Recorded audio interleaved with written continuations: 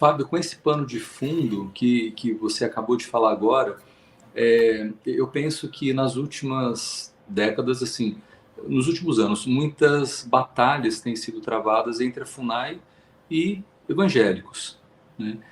Então, eu gostaria que você desse algumas dicas para como igreja brasileira a gente possa lidar, não só com a FUNAI, mas como o Estado, ONGs, para que com sabedoria a gente consiga administrar essas tensões.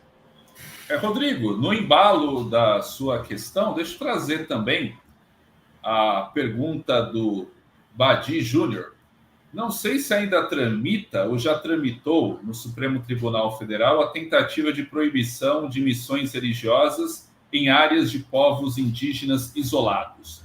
Qual é a sua opinião sobre isso? Então, registrada aqui a pergunta do Badi. Daí você responde, por gentileza, a questão do Rodrigo e do Badi na mesma resposta. Então, a questão é o preparo do missionário. Por exemplo, eu fiz o curso da Missão Além, né? E, na verdade, eu me converti na Missão Além. Depois, anos depois, eu voltei casado com 2 filhas e fiz novamente o curso da Missão Além, onde o missionário é preparado, né?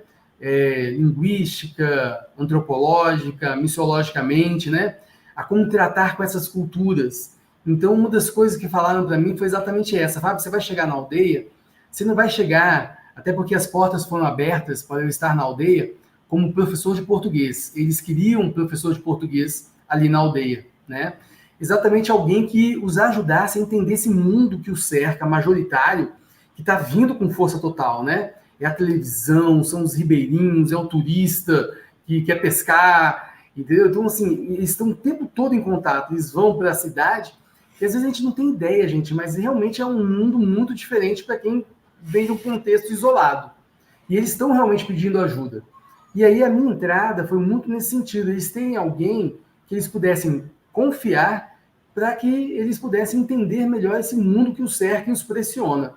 E então a minha chegada na aldeia era, você não vai chegar como professor de português dizendo que você vai dar aula. Primeiro você vai chegar no cacique e vai dizer que, olha, você está vindo para aprender com eles. Vai chegar no pajé e vai dizer, olha, eu nunca dei aula para a cultura de vocês, então eu preciso aprender. Se eu fizer alguma coisa de errado, me ajuda a entender, tal, não sou da mesma cultura. Tinha 2 professores indígenas dando aula para as criancinhas na língua, então eu cheguei neles e pedi, olha, eu nunca dei aula para vocês, posso ver como vocês dão aula, para aprender como é esse negócio de dar aula na cultura de vocês, eu queria aprender com vocês, vocês podem me ajudar? Isto é, chamando todo mundo para junto, eu precisava aprender. E, na verdade, essa é a relação que a gente precisa ter com todo mundo, né? Então, mesmo com FUNAI, a FUNAI, a gente fala assim, tem a FUNAI Federal, que ela é um órgão, né, que cuida do Brasil, do Oiapoque ao Chuí. Então, o Brasil é enorme, não tem como você controlar tudo isso. E tem as FUNAIs regionais. E você tem FUNAIs regionais que são, por causa das pessoas que estão nela, às vezes mais hostis à presença do missionário, e outras não, outras apoiam.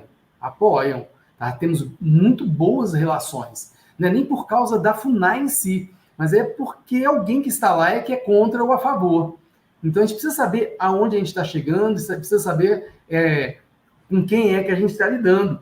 E às vezes é uma questão mesmo de preconceito, assim como a gente precisa estabelecer uma ponte de amizade com o indígena, a gente precisa entender que a gente precisa estabelecer uma ponte de diálogo, de amizade com essas ONGs que estão lá, mostrar para elas a nossa boa intenção, estamos ali para ajudar, né, para somar esforço nessa ajuda a esses povos em relação ao tratamento com a cultura que os cerca, né, porque está entrando tudo, gente, está entrando bebida alcoólica, está entrando prostituição, doença venérea, está entrando drogas, entendeu? Então o evangelho não vem para destruir, o evangelho vem para resgatar, proteger e ajudar a retornar a dignidade desses povos, que muitos deles estão abandonados nos seus vícios.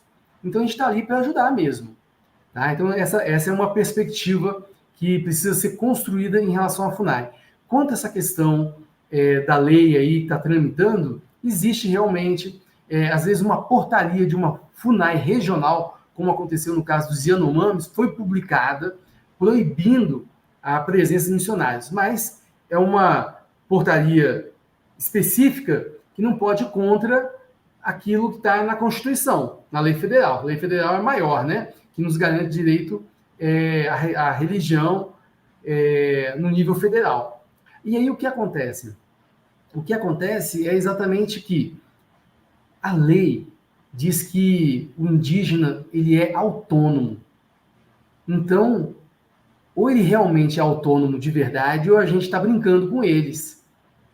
Né? Então, a partir do momento que o indígena ele quer ser seu amigo, quer te convidar para a aldeia dele, quer que você more junto com ele, o governo ele não pode ir contra a autonomia do povo e impor sobre o povo alguma coisa que o povo não quer.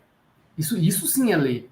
Né? Então, sempre vai ter, né, essas questões, faz parte do jogo, a gente precisa saber que vamos passar por isso, um processo sempre de negociação, de paciência, mas principalmente de respeito ao que o povo quer.